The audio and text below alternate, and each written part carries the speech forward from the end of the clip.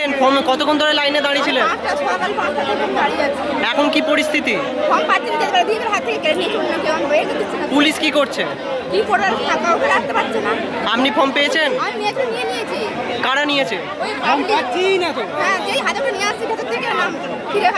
কোথায় বাড়ি আপনার? এখন তাহলে কিভাবে ফোন নেবেন? আমি তো দাঁড়িয়ে যা হচ্ছে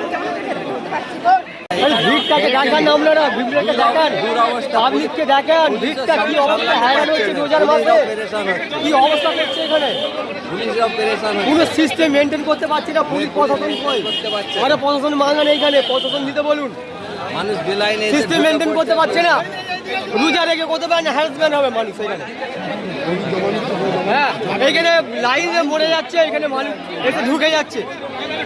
আপনার নাম? শাহ কামাল হায়দার। আপনি কিসের লাইনে আছেন? আমি ভূমিহীনের যে ইয়েটা জমাচ্ছি ওতে আছি। এখানে ছটা থেকে লাইনে দাঁড়িয়েছে, এখন মধ্যে ফর্ম পাইনি। এটা কাউন্টারটা পরিষেবাটা ঠিক হচ্ছে না, কাউন্টার বাড়াতে হবে, পুলিশের পরিষেবা বাড়াতে হবে। কাউন্টারটা একটা কাউন্টারে হচ্ছে না, একটা কাউন্টার বাড়াতে হবে। দেখা যাচ্ছে এখানে মহিলা এবং ছেলেরা মানে একসাথে হয়ে যাচ্ছে, একসাথে হয়ে গিয়ে তিনটে লাইন এক জায়গায় জয়েন হয়ে যাচ্ছে, মুখে এসে মুখের কাছে এসে চারটে লাইন একসাথে হয়ে যাচ্ছে। কাউন্টার বাড়াতে হবে। ফর্ম কিভাবে পাচ্ছে মানুষ?